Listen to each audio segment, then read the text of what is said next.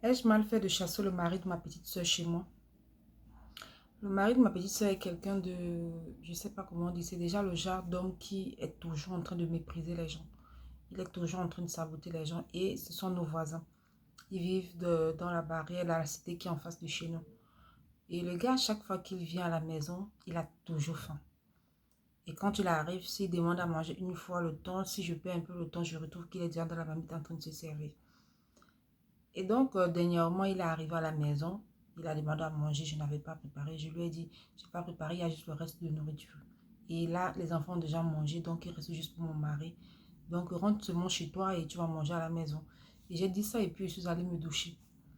Donc, pendant que je suis à la douche, j'entends un bruit. Moi, je me suis dit qu'il est parti.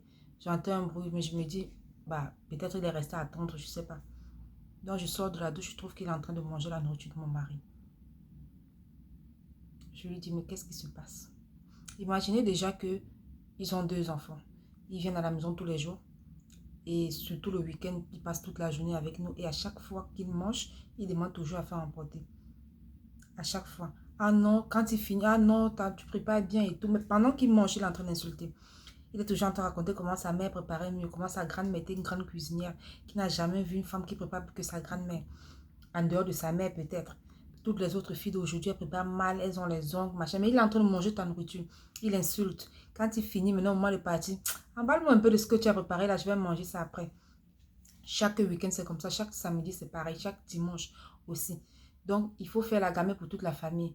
Le problème même, c'est pas le, la nourriture, parce que c'est quand même ma soeur et ses enfants, donc mes neveux. Le problème, c'est ce qui sort de la bouche de son mari.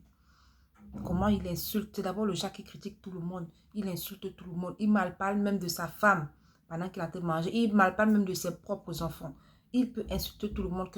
Il peut donner tous les secrets du monde entier pendant quand il est en train de manger. Donc là, il était en train de... Quand je sors, je trouve qu'il est en train de manger avec mon mari. Je lui dis, mais pourquoi tu fais ça? Je t'ai dit qu'il n'y a pas à manger. Il me dit, mais non, laisse ça, non, t'inquiète pas. Ton mari, c'est comme mon frère, c'est pas grave. Tu vas voir, s'il arrive, là, tu lui dis que j'aime manger, il ne va pas se fâcher. C'est pas grave. Je lui dis, mais attends, il est presque 22 heures. Déjà, c'est pas une heure.